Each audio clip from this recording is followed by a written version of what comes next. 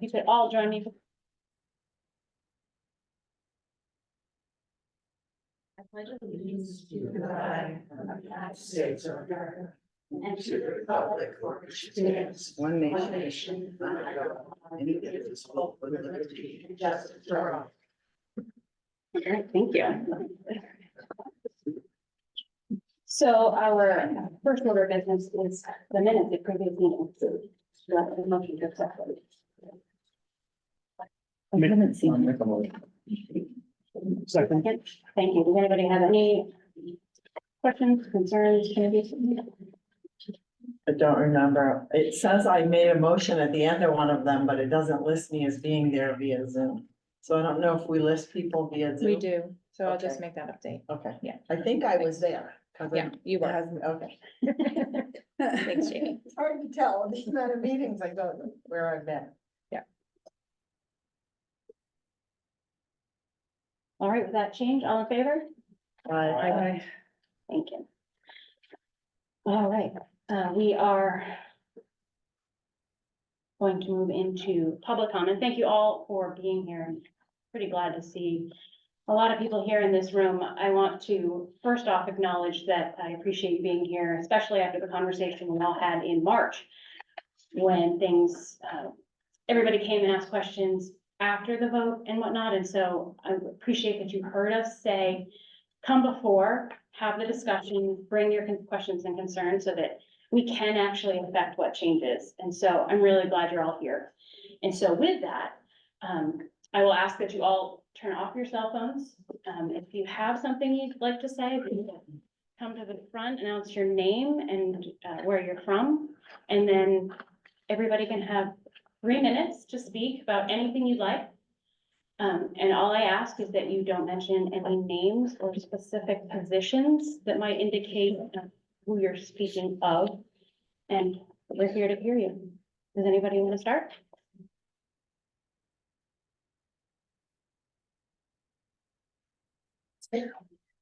Yes, thanks. Perfect. My name is Lisa Mulhern. I come to you today not as a teacher from Walpole, but a teacher of Fall Mountain. I believe that what we need this holiday season is the unity found by banding together for a common purpose under our vision of the graduate. As you make your decisions regarding the budget over the coming weeks, it is my hope that you do so with a focus on our mission that unites us and not on our differences that only seek to tear us apart.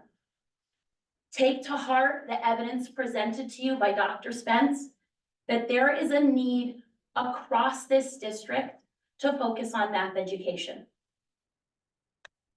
to create confident citizens that are well-equipped to succeed in an increasingly technical society.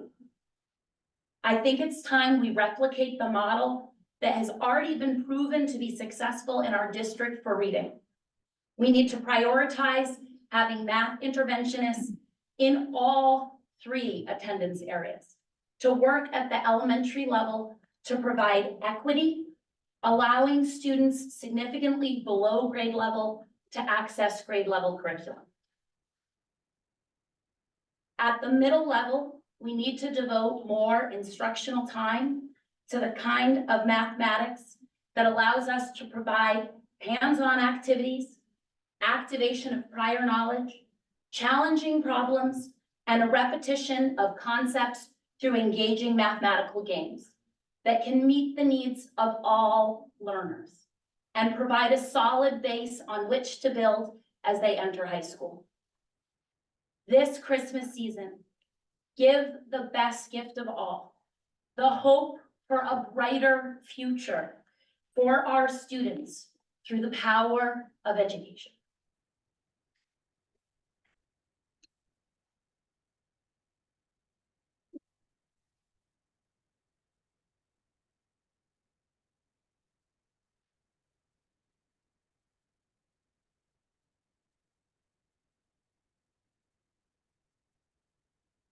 Hello, I'm Louis Del Sando, and I'm a 9th grader here at the Fall Mountain. So here I'm just gonna talk a little bit about math, like Mrs. Moore, my prior math teacher, was talking about. So when I was in 3rd through 6th grade, my relationship with math class was very poor. I struggled with concepts of math and it stressed me out all the time. I remembered seeing all my friends understanding we were learning and me being behind. It was the worst feeling ever. But once Miss Mulhern started teaching math, all of that changed for me. I can proudly stand here and say Miss Mulhern changed my life with math. In her class, we wouldn't just take notes. We would do these different unique activities and games involving math. Having those hands-on activities in that teaching style was extremely helpful for me. And having that extra time with math class was extremely significant towards my confidence with math. I felt as if I could fly to class and be comfortable with what we were learning. Fast forward to now, and my career goals directly relate to math. I hope to study aerospace engineering and become a pilot. So, thanks to that.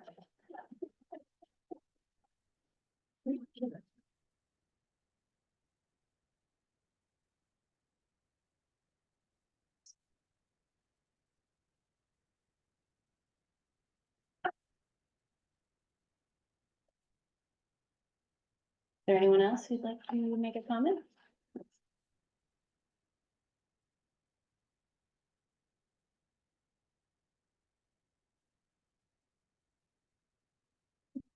Okay, with that, we will move on to our next item, which would be our superintendent report.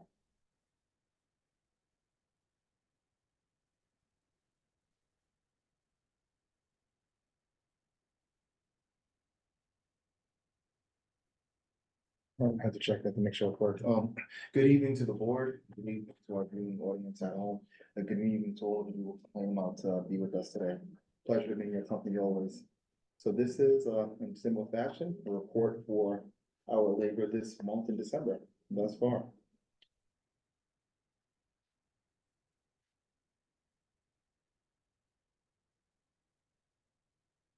So like with everything we do, we want to start with the mission and vision of our district because this centers all of our work, all of our labor is centered around this mission and vision. So it's always there as a reference, so it doesn't move beyond us.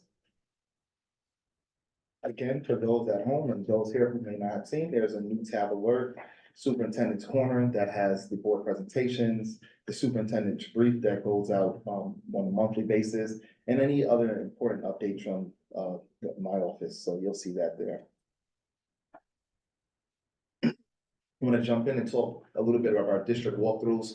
So this year, we really wanted to get into classrooms so that we can establish a baseline for our upcoming priorities.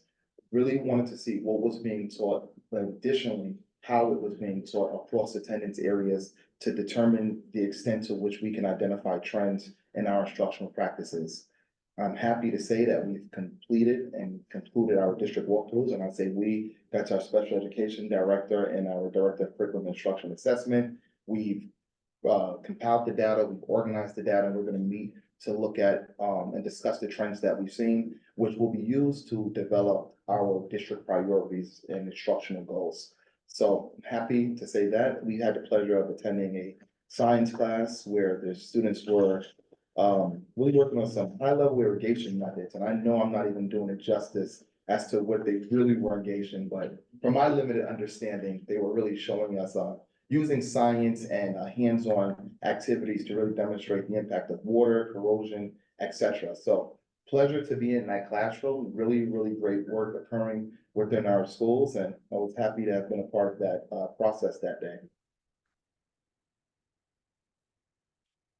Our Gratitude Fest, so I think one of the things that really, at least in my estimation, that makes this district very unique is the way that we engage our communities and families around a common purpose. So I had the pleasure of attending the Gratitude Fest in our different attendance areas, and it was phenomenal. The community came in, parents, faculty, staff, came together to have a feast, and it really was good. The Outstead attendance area, they were watching the Macy's Day Parade. Me being a native New Yorker, very, very excited for that work. So shout out to them, I was happy to see that. But this is really what makes us special as a district, is the ways in which we engage with community, faculty and staff as a family. And now I've gone through this 2 holidays at this point, and it's a pleasure each time. holiday was a blast, the Halloween was a blast, and now, seeing Thanksgiving was also just as great.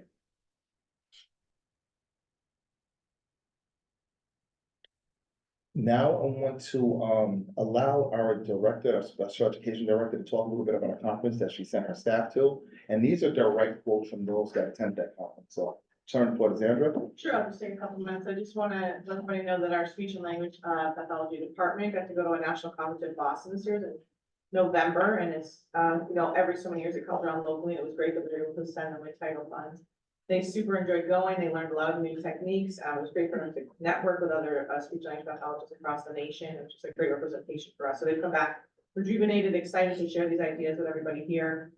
It was just a great experience. So they wanted us to thank everybody here for allowing them to go. It's really great. Thank you. Thank you very much. As we always say in education, knowledge is the currency of our profession. So at any rate, when we can get our faculty and staff to get out and identify what the national trends are and bring that information back and turnkey at the district level, so it's always a joy. So the 2022, 2023 state accountability data has been released. We have organized that data. The board, you have that within the packets in your folders today. It's also been shared electronically. We're not going to dive into the data analysis trends because our data meeting was preoccupied with the budget last week. So in subsequent board meetings, we'll talk about those trends, but we are in the process of reviewing the data and analyzing it in conjunction with what we're seeing from our district walkthrough. So we'll have an update there, but I just wanted to acknowledge that it is available and it will be on the district website for anyone who wants to look at it. It's the aggregate data for the district and also the disaggregate data by attendance area, and you'll see that on the website as well.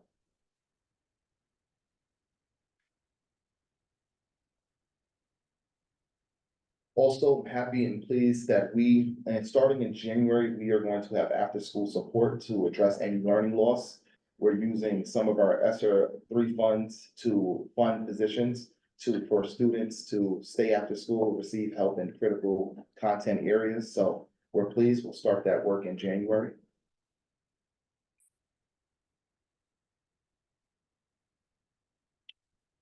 And now this is also in the board packet. So this is just the comparative data. I had the privilege and opportunity to sit with our budget co-chair, Steve Barone, who sent this to me through a Excel spreadsheet. And really what it is, it just gives us a comparative analysis as to where we are in regards to spending as a district in relation to other comparable districts by student population.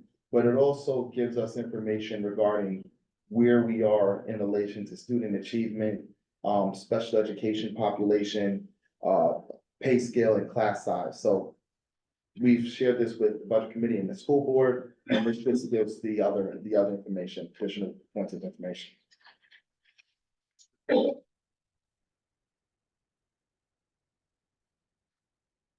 And now I'll turn it over to Lori. Okay, so this is just a snapshot of November expenditures. You can see that the salary looks like it's been overspent a little bit, but that is not, that's a false,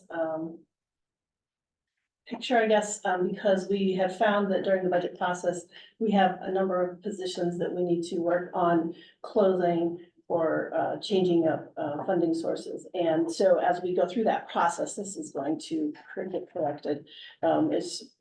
We haven't been able to get through that yet. So I don't know if there are any other questions. We continue to work on the processes to get encumbrances set up. I think that we're improving with that day by day.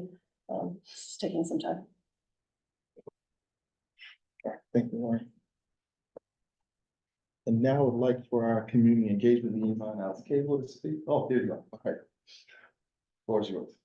I only have a couple of quick things this time. One is, we identified communicating outside the building. Two-way communication is one of our priorities, right? So we have the Ball Mountain Community Newsletter. I encourage you to let people know. If you're here, you're probably already getting news from the district, but people who are outside of the community might not have students currently in the district. We'd love to keep them in the loop. People that work in our communities, we'd love to keep them in the loop.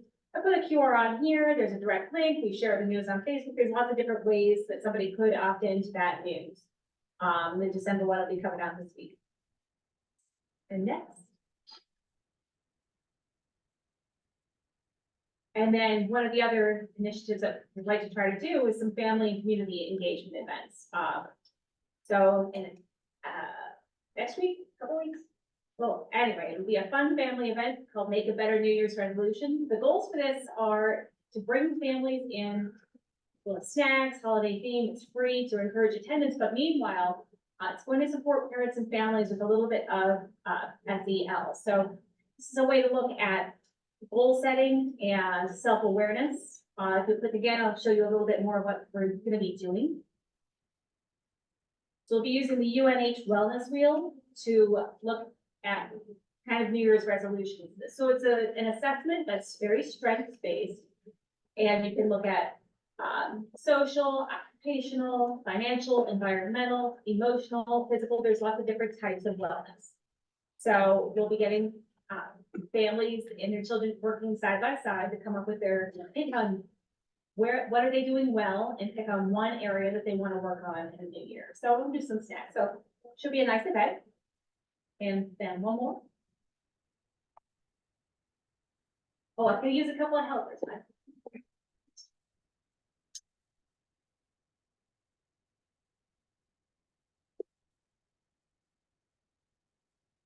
And then I've got the January and February events scheduled. In January, we'll be doing Bienvenidos Familias, so creating a welcoming community. I'm working on that with Kristen Wilson and with our ELL team, basically. And in February, we'll be doing more than 5 senses. What is sensory integration? And our district OT will be taking the lead on that. Thank you. I just want to build on that. And what Alice is really doing and what the district is looking to do is provide wraparound services to the extent possible for parents, to help parents at home, educate children, to help parents at home, bring them abreast of some of the district priorities. So what we're looking to have is almost like a lecture series where we can have speakers come in, whether they be from the county, from the state, or whether we have speakers internally that can come in, engage with parents and community members and come and speak with us. So this is just the first of a larger series that we'll be looking to do at least once a month for our parents and community members. Doing good work, Alice. Thank you. No problem. Again, we're running our alumni spotlight campaign. If you are an alumni of Fall Mountain, please engage with us. We're interested in your story, share the news, and stay connected.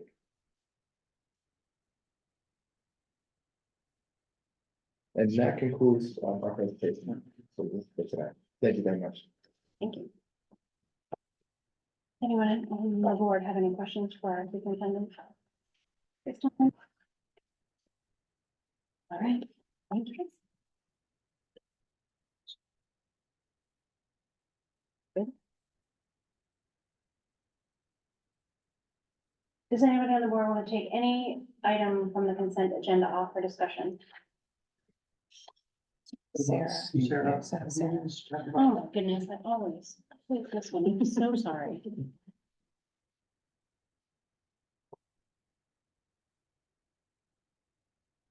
Sarah, would you like to come present the program of studies? Oh. Sure. So the program of studies is what our offerings are for next year. There's not too huge of a difference in what was in last year's, this year's. We just present it to you to make sure that you are aware of what's going on. I'm assuming you all had a chance to look it over before. If you have any questions, I'm willing to answer. Are the things in yellow new? Yes. Okay. So I have a question about the excused absence of work completion policy. Yeah. I had a long conversation with a parent who has a child with a chronic health issue. who often misses school because of their chronic issue Yes. and concerned about, their concern originally was about the attendance policy. This seems like this policy is gonna make it even worse.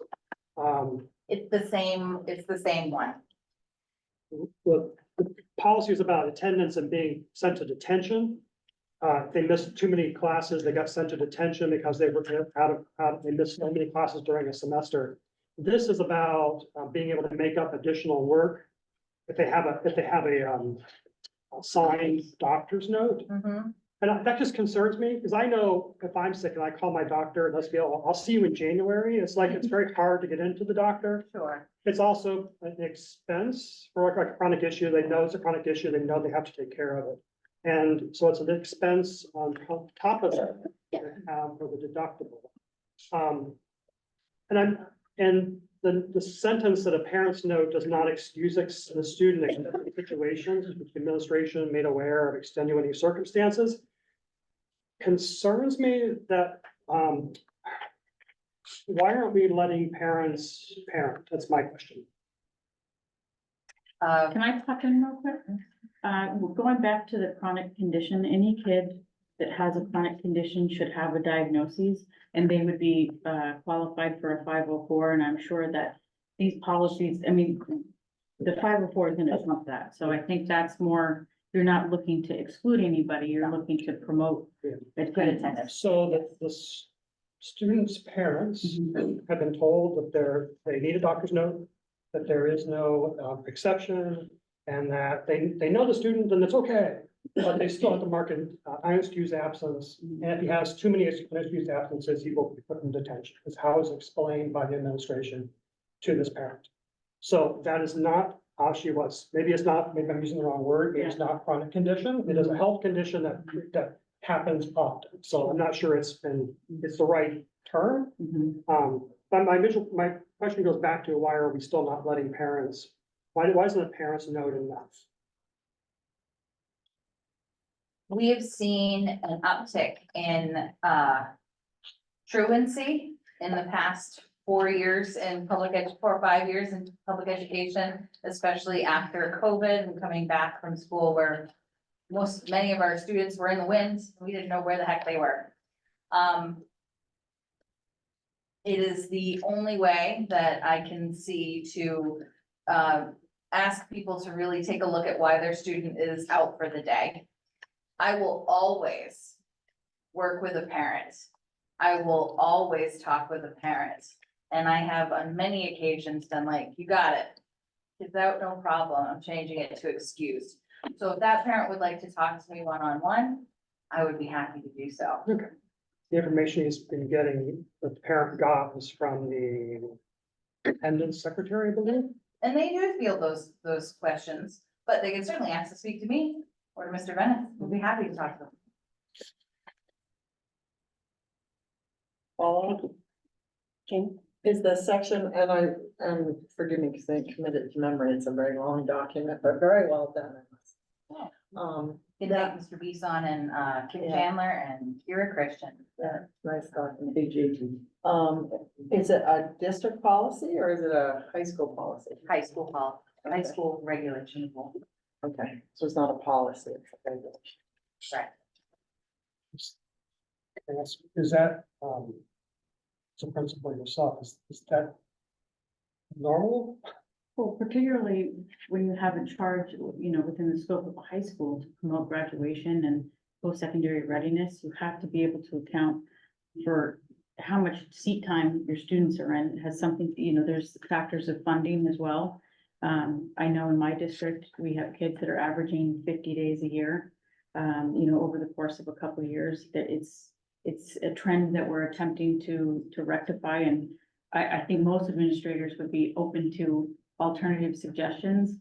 But there is a change in the American ethos when it comes to being absent from school. Some people are missing more in a year than any of us missed through graduate school. So something has to be done. Pretty standard, I think. Yeah. I would also say that I think you can just call them directly and talk to Sarah. Oh, yeah. Or talk to the vice principal, and they are more than willing to let a parent parent. Yes. And, they're very open.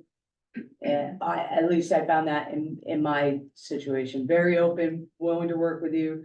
I will tell you, your student, as a parent, your student has to follow up with their classes, like, high school isn't like middle school, where the teachers are gonna make sure that you're doing it. They have to take some ownership, so if they're gonna be out, then they need to do the work and make sure all that work is made up, but as far as, I just wanna make sure that everybody hears that the high school definitely lets parents parent, and, they're willing to work with you. So, it's not this brick that you're hitting whatsoever, but I prefer to think of it as policy with heart. Like, I'm not heartless, we are not heartless, but it is there to catch where we see problems. But we're more than willing to work with people who need help. Can I, Appreciate that. can I just ask one last follow-up on that? Would that include, when my children were in school here, well, they were students, they, were involved in 4-H, and they would, be gone for 4-H events. And we had a little issue with the attendance policy at that time. Are you working with parents Yeah. around those kinds of attendance? I We mean, actually have a signature sheet for that. If you're doing all right in all your classes, that's an excused absence. okay, great, because I had a few go-arounds with the administration. No, we won't, we're looking to help, not hinder. Jamie, did Sometimes you have help something is a like little that? bit of tough love. No, Sarah touched on it, because I would imagine that, I'm sorry, I was awful in high school, but I graduated third and I skipped 28 days a year. So, because I was bored. So I would assume that if somebody's doing well and there's an issue with absence, if it's not hindering their studies or disrupting the rest of the classes in the school. It still is a law that students attend school. Sure. So we do follow that Mhm. law. So we have attendance letters that go out. There's one that says, hey, just gently, you missed some school. And then there's another one that says, hey, you missed some school and it's getting a little much. And then there's the next one that says, we need to have a meeting. And perhaps it needs to be an officer present to talk about what it means to not attend school. And that's pretty typical in any school district to have that kind of layered approach to attendance. That's when you find alternative types of Yeah, perhaps studies that would engage them yeah. more. So your situation would be one that is not seen often. You would be the outlier. You're missing 28 days and doing really, really well. That is the outlier. Absolutely. Could have been where I went, who knows? Anyway. I think that's why they have VLAX now, or what in New Hampshire, you know. Blacks are hard. Right, It's really, really hard. what you want, when you want. I have one more. So it looks like there might have been some maybe combining of classes. So like your natural resources, which used to be your forest management and your wildlife management, looks like it's kind of now intertwined into one. Is that? What did he call it this time? It's not really a combination of classes. It's just more of what it is that they are teaching. Okay. So like a refinement? Yes, a refinement of the title. And the healthcare pathways is no longer gonna be there? Correct. That's too bad. And have a teacher. Was there enough of a need from the students to keep it for maybe a future, or was it low attendance? Low attendance, also, I believe they're going to be offering it elsewhere. But don't quote, well, unquote. That is my understanding.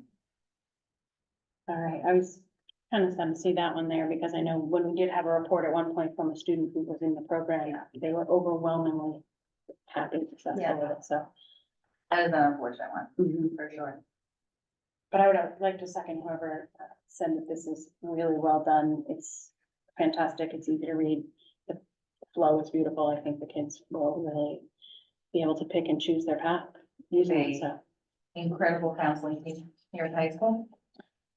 we do. They are truly amazing and about to start the scheduling process for next year, which is mind-boggling. No question. Yes, Kevin. I'm looking at the math curriculum. Mhm. It's like you dropped one class but added three. Dropped one class but added 3. Math investigations went away. Uh-huh. And it's like there's 3 new courses, introduction to stats, sports analysis, and introduction to trigonometry. Are those Yes. 3 new classes? They're not, yes, so in somehow to get kids more interested in other pathways to graduation in math, we have to offer some other types of math classes. They need Algebra 1 to graduate. But to find some other ways to get them interested in math is, really great. So the teachers were, very interested in creating some new curriculum. Just logistics. Mhm. If the budget committee does not approve the math teacher position, are you going to offer those courses, or is that contingent upon that position being available? Yes, Okay, just ask, okay. easier to, pull things from a program of studies than it is to put it there. That's very true. Do we need a motion to accept this or is it? Yeah, it's down on your consent agenda. Oh, is it? No, I missed that. I think it's definitely it there. Oh, it is there. Ms. Wilson reminded me that it is important for you to know that students do need to take 4 years of math. They have to have 4 math experiences, whether that is, and that's really what we need. Not all kids are gonna end up in pre-calculus or, we need some other options for math experiences. So that's where that's coming from. Thanks. So I'm looking at the graduation requirements on page 22. And it says for a 24 credit, well, that's a 24 credit. Yeah, Diploma, you only need 3 math classes. yes. Okay. So we have a couple of options for diplomas too. So it's 3, so according to the state of New Hampshire, it's 3 credits. But they have to have, according to the law, they have to have 4 experiences, 1 each year. Okay. So in ELA or in English, they have to have 4 credits, 1 each year. But in math, they have to have 3 credits, but 4 math experiences, 1 per year. Okay. So they could get 5 credits, but they have to have a math experience every single year that they're in high school. It's confusing. A question, are we looking at embedded credits in the CCV or the RBTC? Yes. Yeah, Yes, and those would be in math or in English or, we can, I am, hopeful to look at a variety of things. right, because I know at RBTC where we're looking Yes. at making sure those, they went away for a while, but they're back. They're back, I think by that's popular demand. incredibly helpful to our students. So before Sarah goes, I would just like to commend your horticulture group on, Saturday. That was my first year up, coming to get a wreath and some kissing balls and, absolutely amazing. They did a wonderful job. The price was even better, but, yeah. So thank you. Yes. Thank them. Isn't that glorious space? It really is. I like the turtles. Oh my, I can sit there all day. I didn't realize there was turtles in there, so I might be stopping in more, but no, kudos to them. Kudos to the students. Beautiful products, absolutely amazing, so. Great. Are there any more questions for Sarah regarding the program of study? All right, then I'll take that up under the consent agenda. Anything else I missed? Thank you, Sarah. Can I have a motion to accept the consent agenda? Unless there's somebody who wants to say something else.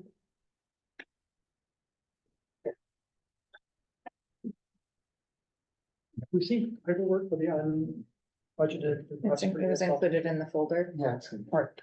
Yeah, it's in the folder. Were we gonna discuss that at all? You can take it off and discuss it.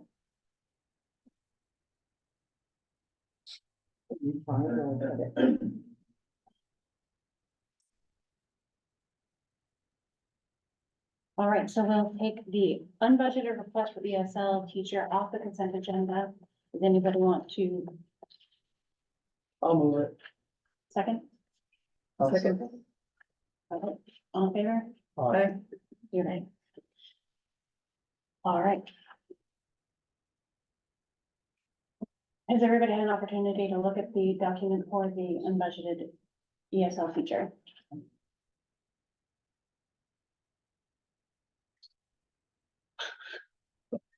I'm glad I found it, I know.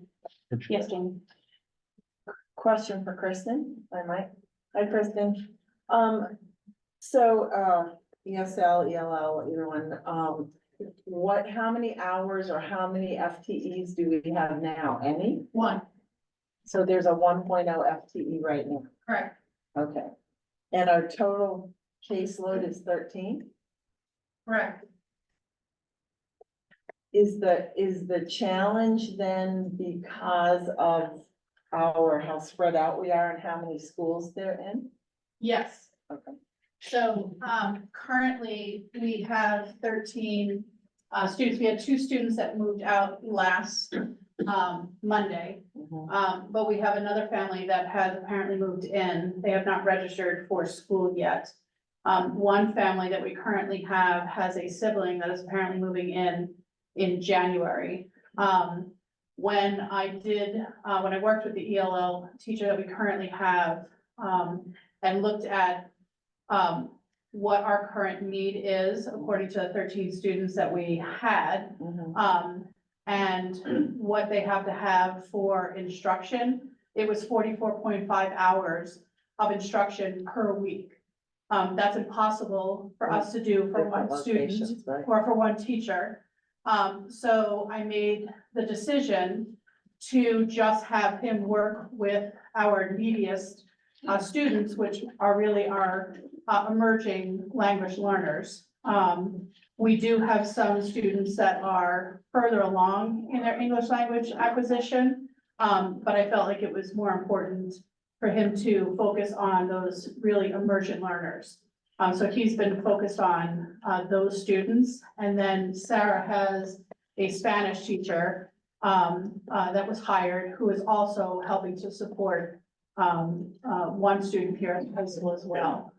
So we're only focusing on CMS and Fall Mountain Regional High School right now, which means that all of our students in Walpole and at CPS are not receiving any services. So how many? Without getting, into any of their personal information, how many do you have are there children in every grade level in each of the schools, or are they more contained? It's just a 1.0, 2.0 for 13 kids seems to me like a lot, unless there's, challenges with the. So one of the complications is that when we give the students the screener, it gives them a score. And if a student, if you have a student that scores at a 1.0 or a 1.5, we can put them into an instructional group together, Mhm. as long as they're no less than 1 grade apart from each other. So we can put a 6th grade and a 7th grade student together. But the minute that there's a 6th grader and an 8th grader, even though they're a 1 and a 1.5, that's 2 instructional groups. If they're more than 1 level apart from each other, they're a 1 and a 2. If there's 2 8th graders and we have a 1.0 and a 2.0, that's 2 instructional groups.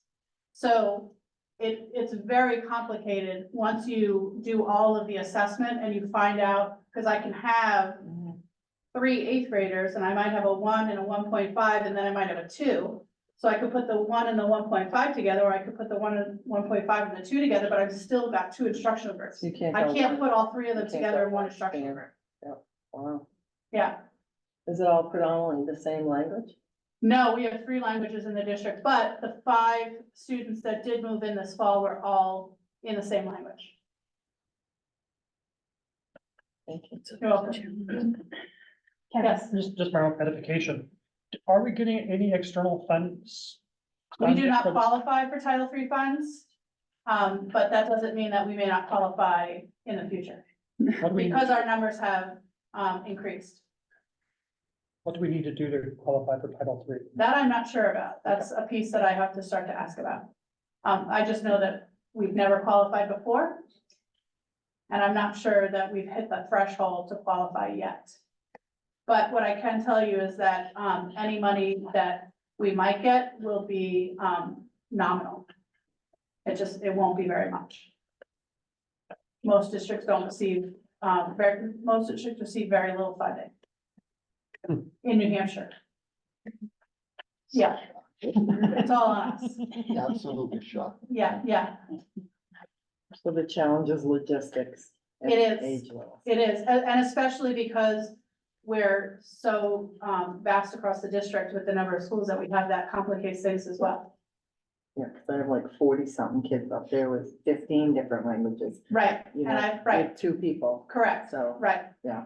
yeah, But it's all at where they're at. correct, right, Okay, thank you. you're welcome. And so I just would like to clarify that one more person can meet the remaining needs properly. I believe so, yes, For this year, correct, because if you look in the budget, there's another one for next year, so. correct, I did, yes, yeah, and my initial request was, an ELL teacher and a para, but I cut the para out of the budget. So I'm asking, so in the But the budget teacher's for in. next year, huh? The additional teacher I thought was. The additional teacher is in the budget for Yeah. next year, and I'm looking for an unbudgeted for this year. So we're not looking for 3. This is just to No, get us no. from today To go to, to the end of the school year. This then- is for then now next year until the there'll be end of the another school one. year. right, but that one at least is budgeted already. That is- So when that you one want is to- Right, that's not an unbudgeted one. Right, I right. just- Not I just need budgeted to for clarify that it next wasn't. year. No, no. Next year plus this one, so we. No, that one is budgeted. Right. That's why I on just- my, I that's just- why on my sheet I wrote prorated for this year. Yeah, I just wanted to clarify that this wasn't to then follow into to take No, that budget it is position just for for next this year. It would be year. another teacher for next year, That is correct. which I totally understand. I just wanted people to understand what they were Correct. voting on. Yeah, Right, but it's already, we've already put it in for 24-25. That is correct. It's included already. Yes. In those numbers, yeah. Right. Because there was an uptick in ESL. yes, yes. Yes, and there was no, supplies or travel or anything that was included in the budget as well. So I put that in for next year. Will there be any of those expenses that come along with this that we need to be aware of? If it's all approved. Yes, but those were not included in this year's budget. I think with the open aid positions you have, it covers that. Yeah, Yeah. Shelley, So I make a motion to approve the unbudgeted request for the ESL teacher. okay. All in favor? Aye. Any opposed? thank you very much. Passes. Appreciate it. Thank you.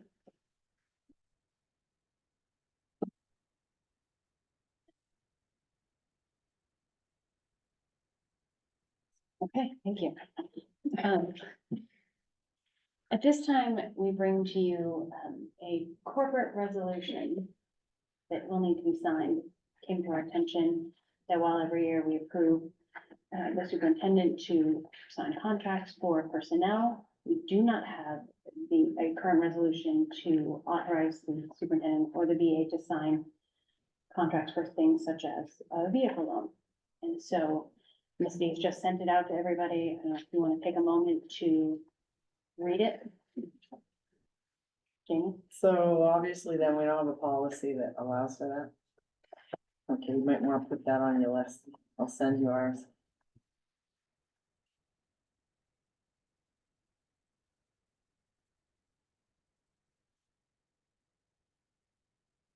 Or we don't have.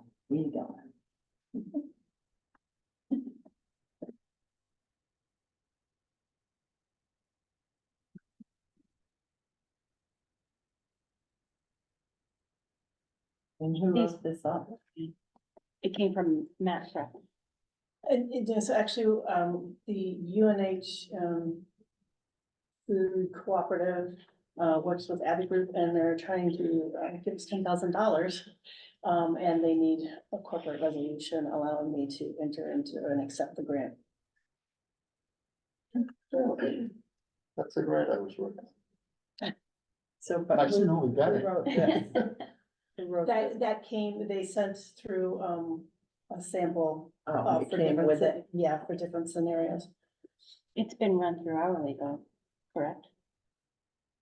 I haven't sent it to anybody.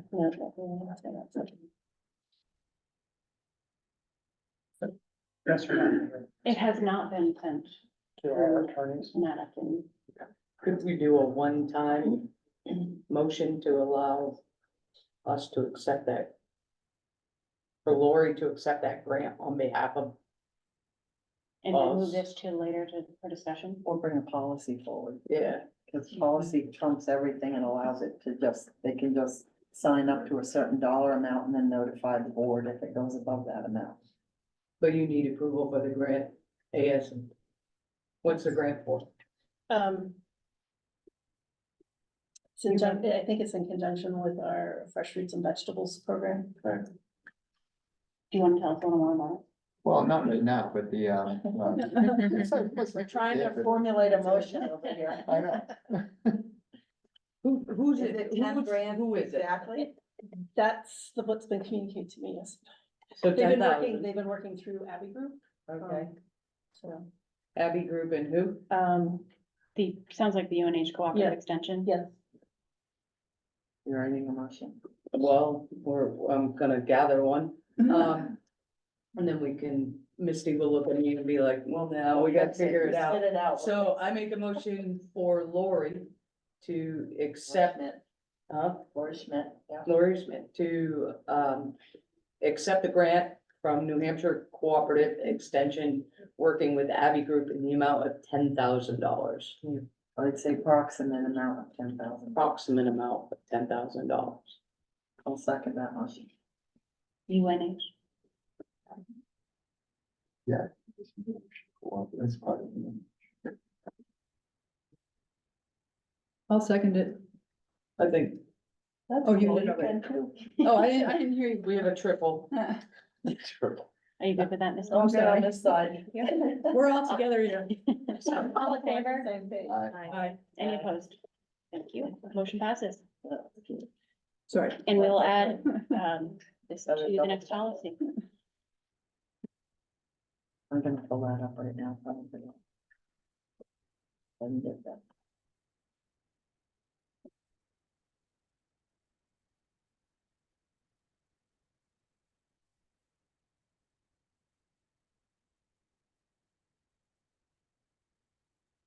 All right.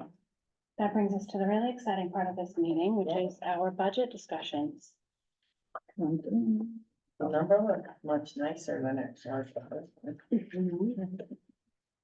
Before we really get started, I do want to explain the process a little bit to all the people who are here. Again, I appreciate you being here before, the 11th hour.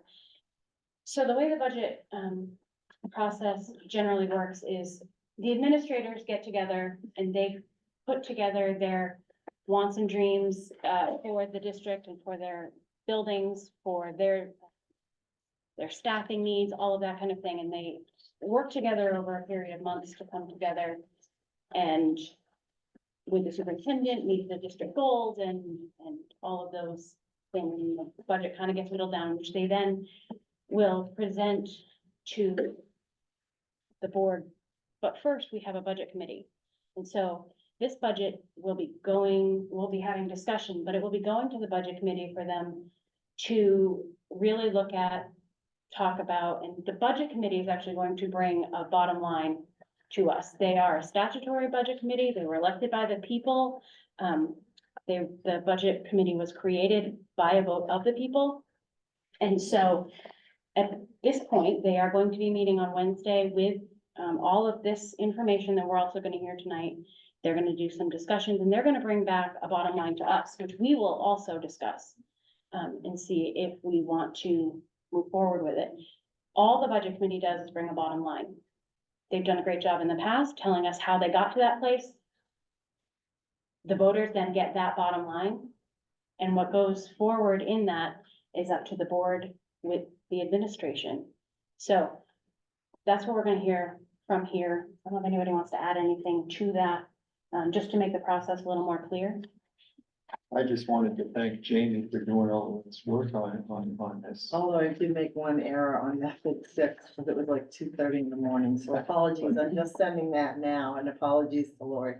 So, yeah, I was doing it like at 2 this morning, and method 6 was the last one, I was so excited, I inadvertently dropped off one of the subtotals. So I'm gonna fix it and resend it out, but You're on big she's board. also made a couple of adjustments Yes. that she's gonna tell us about them tonight. But I do, I know that, Jamie was, concerned that maybe I wasn't familiar with software. I am familiar with the software. However, if you add, accounts or tweak functions or object codes or anything during the year, it doesn't get grabbed into the report formatting. And as I'm sure, well, I only sent the email to you and Gabe. I worked very long hours on this on Friday and was probably at the same stage that Jamie was in, and like, "Ooh." But anyway, I was, yes. Just say this before we start. So just to add some context, so initially the administration proposed a budget, it was roughly around a 9% increase. We went back to look to see where we can make substantive reductions to that budget. The proposed budget now is about 3.3% of an increase, right? Just about. Yes.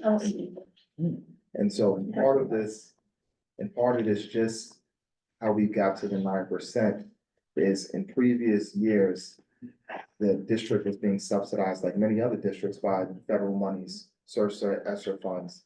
Once those monies were gone, we had to think about in what ways can we effectively continue to educate children with consideration for the taxpayer, et cetera. We spent the bulk of last week having meetings, discussing what can we take out the budget that would be the least disruptive to student learning.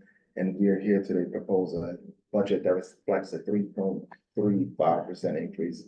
And I'll certainly do that.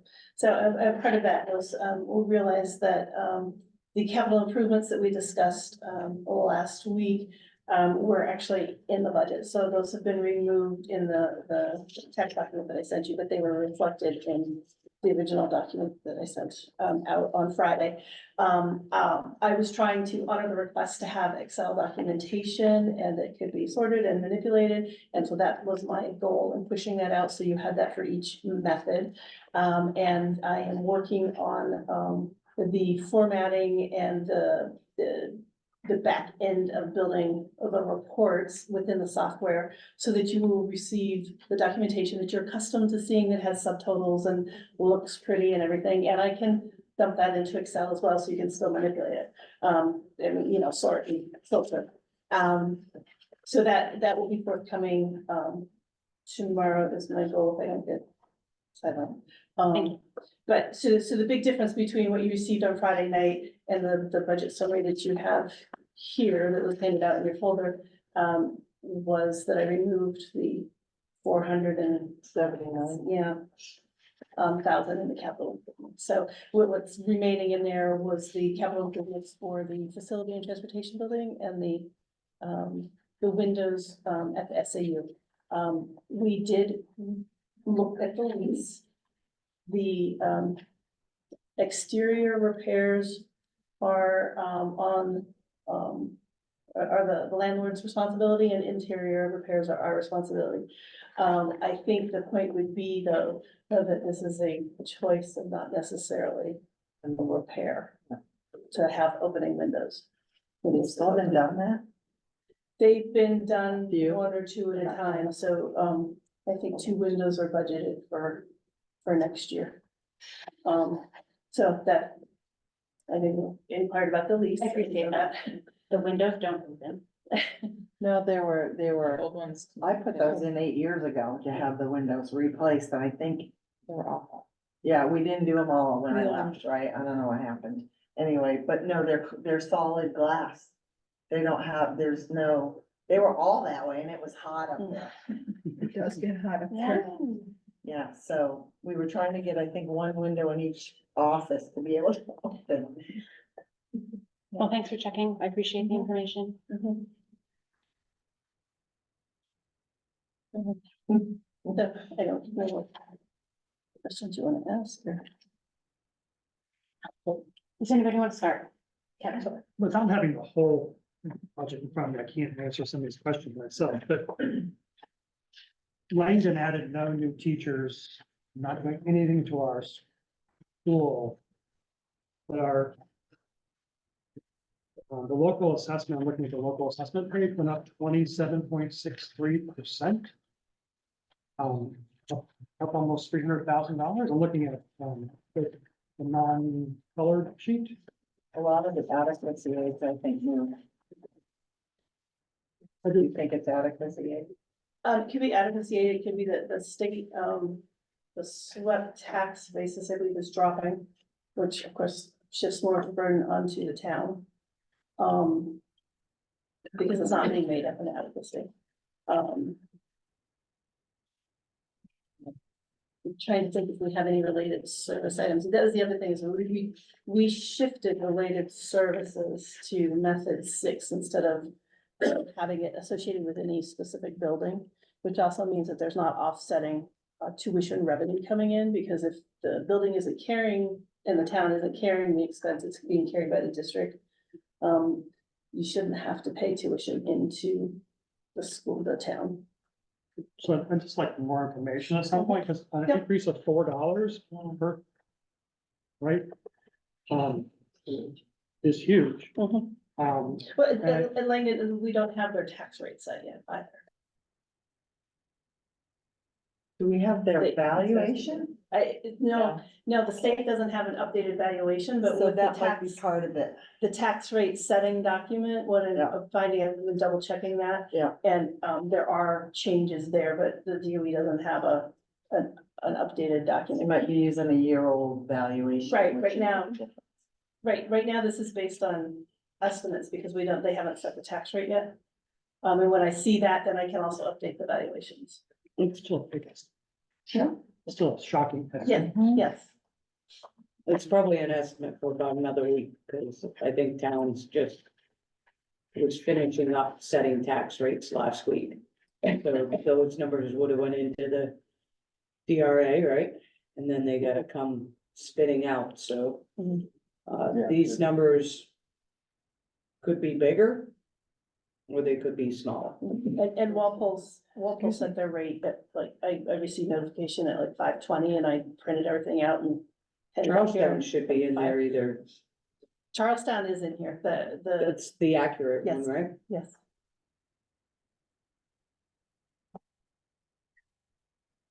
Yes, so the only estimates on here for tax rates for this year are for Langdon and for Walpole. Is that why they're in red here? Yes, that's why they're in red. That's a visual for me to.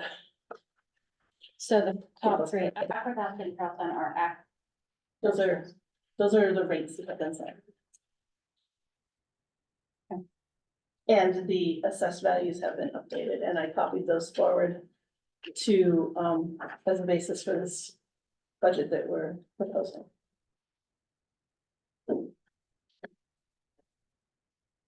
So with the movement of related services and things, is it possible to get a list of those positions and where they've been moved from? Okay. And I have a question about tuition. If we had a position, a related service in Charlestown that as the home, and that person went to Ackworth and performed a service for a student, Ackworth didn't pay Charlestown, did they? No, we had, some of our related service, some of our special programs were, or, well, all of them are housed in different buildings. Okay, So so if that's a not the related community- services lines that you're talking about, Right, that's the so- LEAP program and such. Okay. Yes, Yeah, that but, makes but the sense. programming and related services were all under district, I mean, method six now. So because the program is under method six and, spread across the district,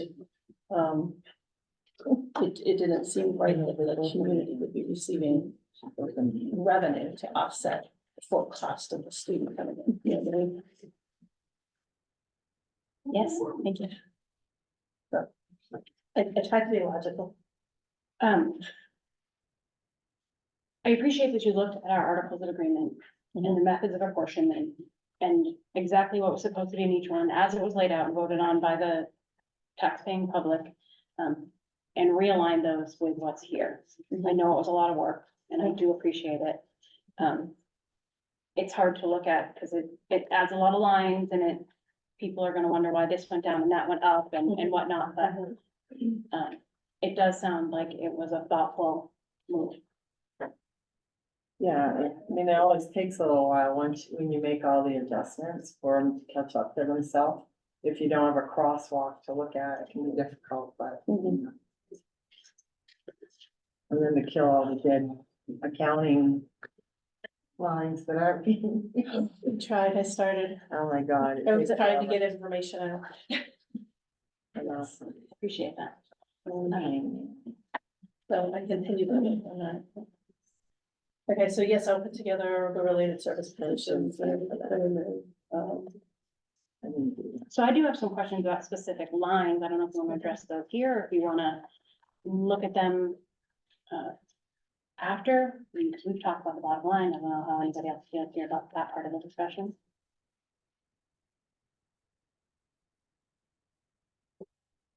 Well, then I'm going to ask you. So, I may have to look them up and get back to you. sure. And I don't know, it could be different from the document you sent out before. I'm trying to open the system here. So I see where we had a special ed extended year coordinator line, which is a 113, which is a wage line, I think. Yep. 113 is, okay. And it's, so it's 1,200, 113, method 6. But it seems, I don't know how many people are involved in that line, but it seemed out of line with the rest of the budget. Okay.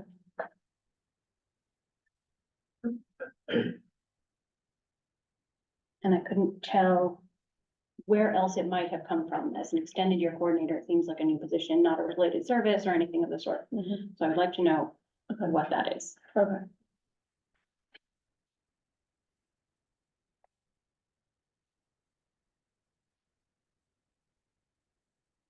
The next question I had was regarding the RVTC tuition.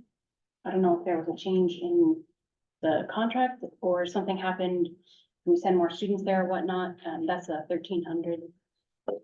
560, which is. We are tuition. sending more students. We are, like Yes. twice as many. I don't know if it's twice as many, but they're very happy with how many students we're sending. It's a terrific program and I hope a lot more even go. I mean, they've done some pretty amazing things there. The opportunities for these students is incredible. And our students are doing very well there too. They're like on the honor roll, they're. Excellent. Yeah, we see reports every once in a while of awards they're receiving and it's commendable. So it essentially increases, I think, $160,000 in the budget. So I'd like to know Okay, if I will, that's just a doubling or if we actually are sending that many much. no, I need to, what I'll do is I'll have a, conversation with, Deborah Connell, because she helps with tuition numbers. Perfect. But I'm sorry, you said that it. So I have.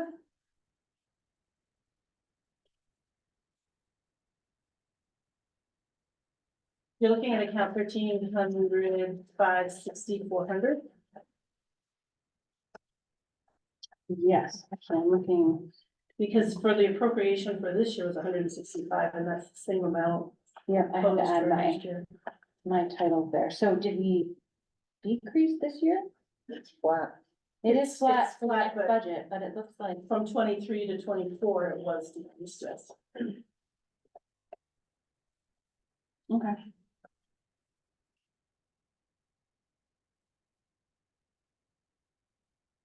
I guess I'll ask that language.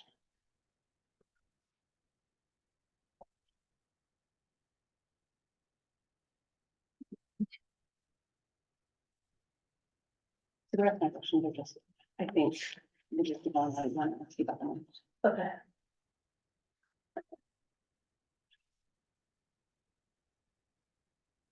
I do know one thing we talked about at the last meeting was 403B matching. It's now in here, but it's at very different levels than it was budgeted for last year. So, Is what there I some- So what I did is, I ran a report from payroll, from our current payroll, to see who was, signed up for it. And I used the same level, for budgeting. So I'm not sure how it was budgeted for this year, but I budgeted based on actual participation at this time. Instead of maximum, yeah, Yeah, instead of maximum exposure, you right. did actual, yeah. right. So it's a Okay. truer number. It's, Well, Uh, sometimes people will do maximum exposure, so it could be that the prior person, two people did maximum exposure. with the budget increases, I appreciate the look at it Actual, this yeah. way. There is room in other things, of course. And I did the same, with the cash and lieu, insurance. Okay, but payments. that was another. Because question. that was something that I had to adjust as well. And again, we looked at, actual participation. When will we know who wants to partake in that program? The open enrollment is in May. Yeah, it's after you Yeah. ratify. Okay, so there could be a little give There and could be take there, fluctuation, right? but it's not gonna be, Right, but anybody who's eligible for benefits is, either budgeted for in health insurance or, so you looked at those things. you know, and that's just a risk you take. It's gonna change. Thanks, sir. It's really not the time out. That can change anytime. Yeah, $500,000. People can change their quota to be then. Switch from that. But they're smaller dollars. Insurance. I mean, if you get one or two people who max it out, it's So like, a better budgeting tool than what having everybody in there. So I appreciate that. And with the cash in lieu, good. if somebody is in receiving health insurance at this time and they decide to get it elsewhere, it actually ends up in our favor for them to take the stipend, even if we have to add to the stipend line. Right. So. It's a good then I just had the question about construction services. And then the only other question I had in terms of logistically what this looks like is that, oh, well, this bottom line is entirely different. So I want to make sure that in this budget, it was noted that it's a reduction in the transfer to the high school capital reserve, which would not be in this. It's shown as a negative, which would artificially reduce. And that's The because, bottom line. that's because the addition is, a warrant article, so it wouldn't be included in this budget until, Right. it would be a separate warrant article, and then once it's passed, it gets added in. So yes, that, But shouldn't it be a zero because it wouldn't affect the bottom line until? You talking about capital warrant article? She did Right. zero them out. The new but one- then it's showing a difference of, In the transfer to high school capital reserve, of Yeah. course, we voted on Down two. the 250, yeah. right, because it's part of the budget for Right. this, So it because went- it was approved and voted in. Right, so you can't recognize it. What you can do when you're building, if you wanna know what normally we only do that out of surplus. But the next year you have to recognize it as a revenue from surplus and then an expenditure to the budget. Right. So. So what I'm looking at here is Yeah. that it's showing a zero, of course, like Yeah. it's supposed to. But in the difference, we're showing just the increase from last year. It's taken off, so It's artificially reducing the bottom line. using, right. The variance. Well, but that's correct. I mean, It's the that's way how, That's how we have to do that's it. how it works. Yeah. That's why oftentimes school boards and budget committees will look at a budget with anything that's separate warrant articles, they'll drop it below, so that they're looking at apples to apples up here. Yes. So they'll drop that section down below. And we've done it both ways here, so. And that's good for analysis, but Right. on the warrant article, Right, yeah. it, You could Doesn't just play show into what, that. what the net effect of it would be, but it's really has no effect. It lowers the percentage of the budget that we're gonna vote on, but it still has no effect on taxation, because you have a revenue stream. Right. As a taxpayer looking at it, you might say, oh, well, Right, This is it's what the not increase that is gonna bad, because it's only up. it's three not a and real half. picture. Really, that's true, because it's truly up, more than 3.5, right? If you add all of that $400,000 back in. Correct. Okay, those were all my questions about that part. No, does anybody else have any questions before we move on to what the changes are? Yes, sorry. So the wages for guidance for Langdon are $12,809. But the health insurance for guidance in Langdon is $29,554. Almost 3 times the wages, why? And, okay, so can you give me an account code 10, I don't, for the wage line? What I'm wondering is if it's was it, a which position. one that is was- the one number you want? It's like, it's 10.2120.112.120. What's the FTE on that? It's a shared position.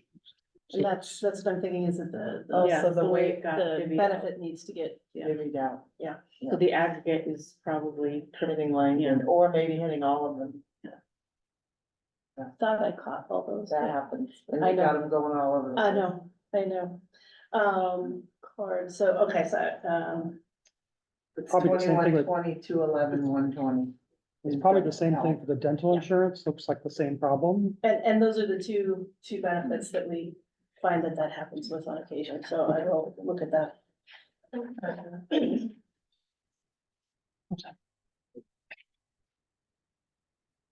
You should go in the right direction. You have to.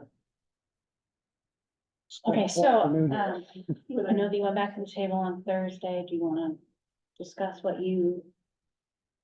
The changes, all right, I'll allow the building principals to speak to any specific changes in the building.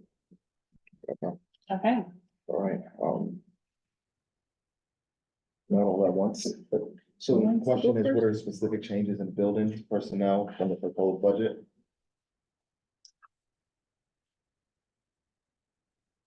With one of the building principals, like to stand up.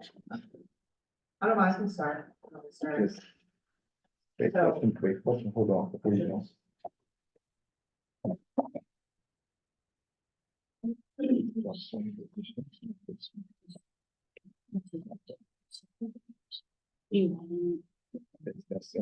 Question? just, do you wanna wait until Wednesday? He's clear about this. Do you want me to talk to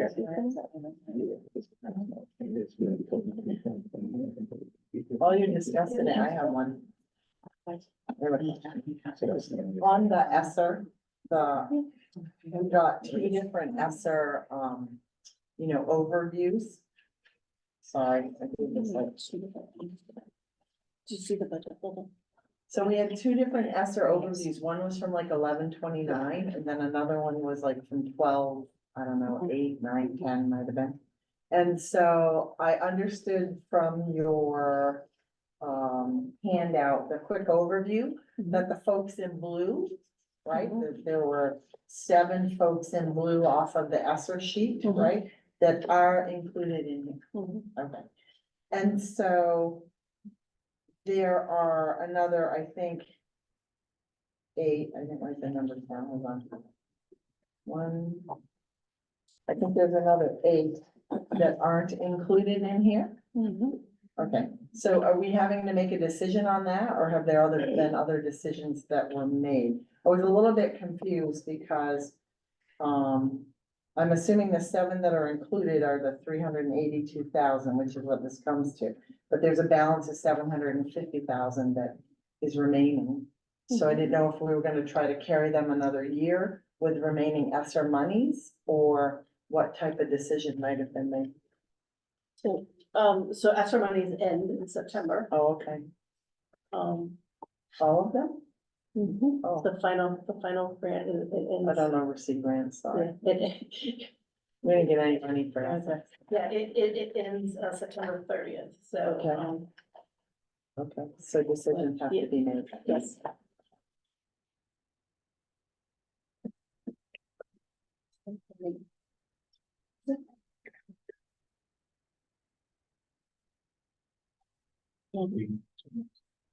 Yeah. So as I said, yeah, I guess we'll have to move that discussion to the budget committee, and we'll get that information after. So there were 10. Yeah. So there are 10 remaining, it looks like. Position. So at this point, the changes that have been made to this budget will be discussed with the budget committee on Wednesday. And then we will take it up, I think, next Monday in discussion with the budget committee.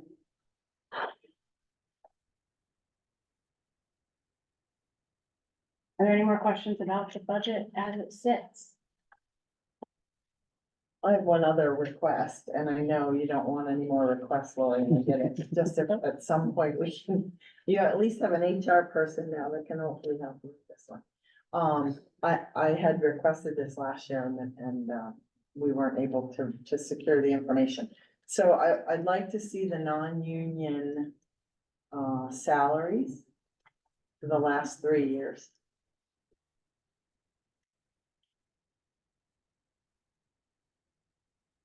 And I'm asking for 2 reasons, okay?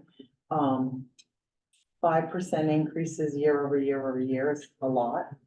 But at the same time, I wanna look at where they are and see if they're competitive with the market.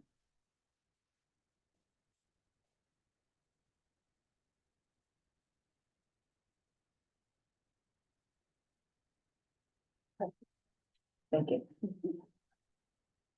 And if we could get that maybe for our Saturday meeting, that would be great.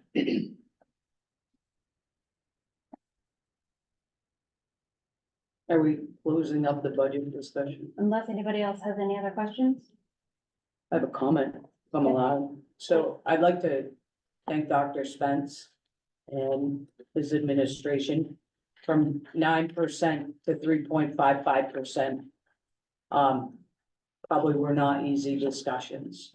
So, to bring it down quite a bit, much appreciated. Appreciate all the work that your staff does. I understand this is not an easy budget year. Never is there an easy budget year, but, appreciate all your work. Very much so. Lori, you as well. You're included in that. So.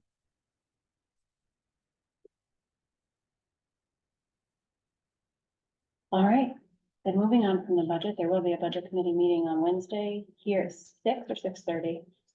6:30, as well as session on Saturday, and that will be in Charlestown at the community room, which is underneath the library. I believe that's a 9:30. At 9:30, okay, thank you. All right. Do we have any admins who want to report out to us at this time? Oh, we good.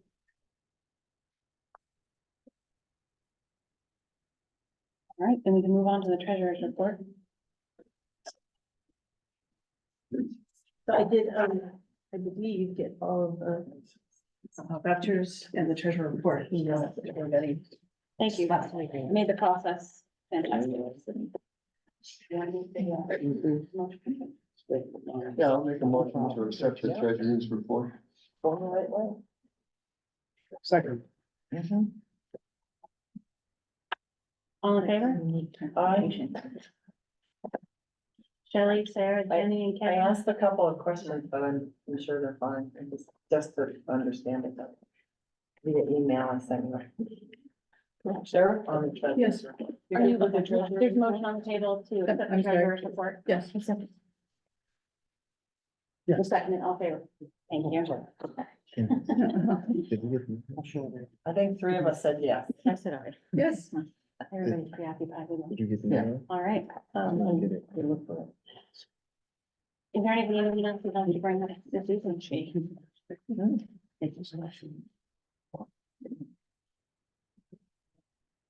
Goes on. Anything else you'd like us to know? Yes, I just letting the community know, that we will be revisiting the proposed recommendations in February.